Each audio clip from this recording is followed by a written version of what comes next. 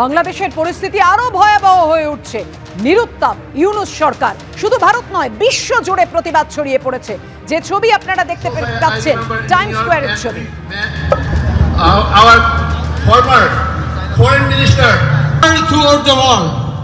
You'll be happy to learn that Trump will start his job in 20th January. One time I remember in New York and we met our former foreign minister throughout the world. You'll be happy to learn that Trump will start his job in 20th January.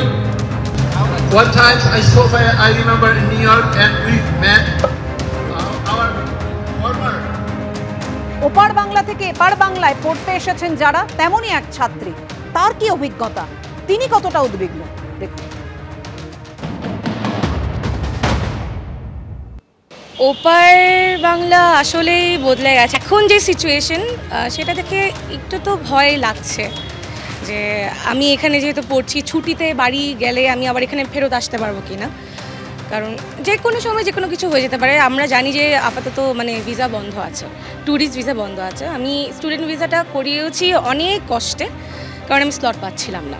এটার জন্যই বাড়িতে যেতে পারছি না, বাংলাদেশে ফেরত যেতে পারছি না। আবার গেলেও মা বাবা বলছে একটু পরে আসো, একটু শান্তি ফিরুক দেশে। আপনার বাবা যেহেতু সেনাবাহিনীতে ছিলেন, আপনি দেশের জন্য তিনিও তো অনেক কিছু করেছেন অবশ্যই, কিন্তু আজকে তিনিও তো বাংলাদেশের সংখ্যালঘু। সংখ্যালঘু ঠিকই, কিন্তু তার উপরে আমরা মানুষের উপরে সত্যি কিছু নেই। আমরা বাংলাদেশি, আমরা নিজের দেশকে ভালোবাসি, প্রচণ্ড ভালোবাসি। তাই বলে নিজের দেশকে ছেড়ে যাব তা নয়, নিজের দেশকে আঁকড়ে পড়ে থাকবো, কারণ এটা আমার দেশ, আমার বাংলাদেশ।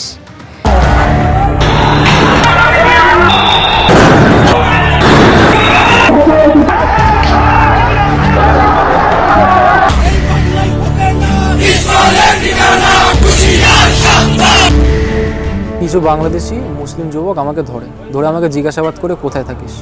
আমি বলেছিলাম আমি ইন্ডিয়াতে থাকি। তারপর আমার ধর্ম জিজ্ঞেস করে, আমি বললাম আমি হিন্দু। তারপরে তারা আমাকে সাইডে নিয়ে গিয়ে আমার পকেট ছিনটাই হাতানো শুরু করে। আমার মোবাইল কেড়ে নেয়, আমার টাকা পয়সা সব ছিল পকেটে, সেগুলো কেড়ে নেয়। তারপরে তারা আমাকে মারধর করা শুরু করে, চাকু দিয়ে আমার এখানে মারে, পাথর দিয়ে আমার মাথায় মারে, আমাকে যাচ্ছে দেবে 5-6 জন মিলে আমাকে পিটে।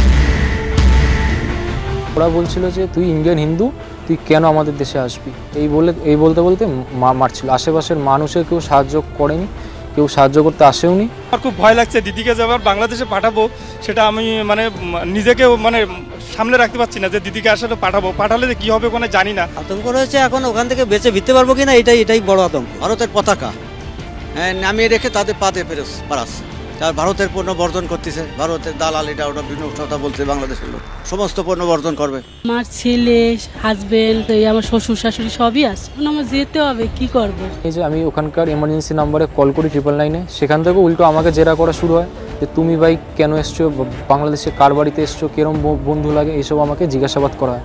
তারপর বলে থানায় গিয়ে ডায়েরি করতে। থানায় যাই, এই থানা সেই থানা সব দিকে ঘোরাতে লাগে। এই থানা হবে না, আরেক থানা হবে, সেই থানা হবে না, আরেক থানা হবে।